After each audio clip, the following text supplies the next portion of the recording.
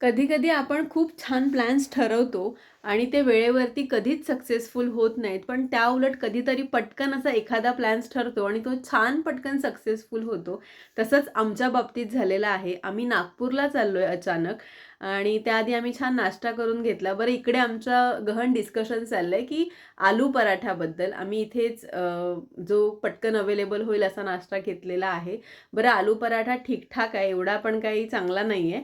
आणि ह्याच्यावरती असं डिस्कशन चाललंय, की त्याच्यापेक्षा आपल्या घरचा आलू पराठा चांगला असतो. असो, जे होतं ते आम्ही खाल्लं. छान चहा, कॉफी वगैरे घेतली आणि मग आमच्या पुढच्या प्रवासाला निघालो. बरं आमचं अचानक यायचं कारण म्हणजेच अभिदा होती. कारण तिला सुट्टी होती, सो आम्ही म्हटलं, की येऊया म्हणून आणि त्याच्यानंतर घरी गेलो आम्ही.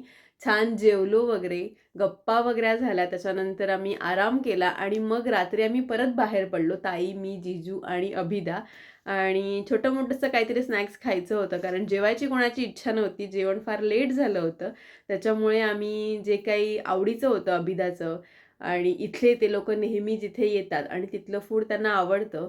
सो आम्ही ते घ्यायचं ठरवलं आणि मस्त खाऊन-पिऊन मग आम्ही दुसऱ्या दिवशी त्या दिवशी आम्ही घरी गेलो आणि दुसऱ्या दिवशी मग आम्ही इथेच नागपूरमध्येच कोराडी देवीचं मंदिर आहे. सो आम्ही तिथे आलो, कारण ताईला आणि अभिजिजूंना आम्हा दोघांना इथे घेऊन यायचं होतं. लास्ट टाईम ते लोकं आले होते आणि आता मंदिर खूप मोठं, प्रशस्त, छान बांधलेलं आहे. बरं नवरात्रीमध्ये इथे प्रचंड गर्दी असते.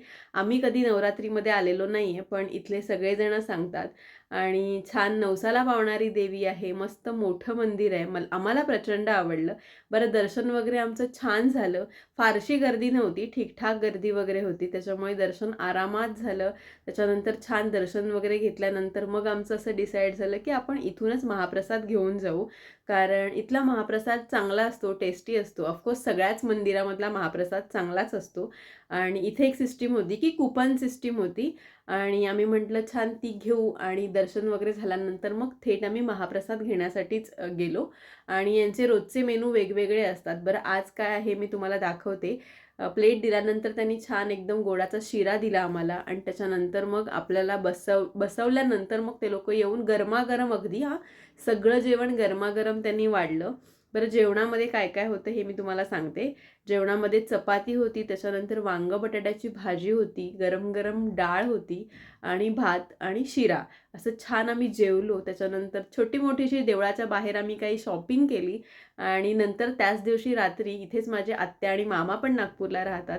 सो त्यांचं बर्थडेचं सेलिब्रेशन होतं. बर्थडेचं नाही म्हणता येणार, त्यांची अॅनिव्हर्सरी होती. छान सेलिब्रेशन झालं, गप्पा वगैरे झाली.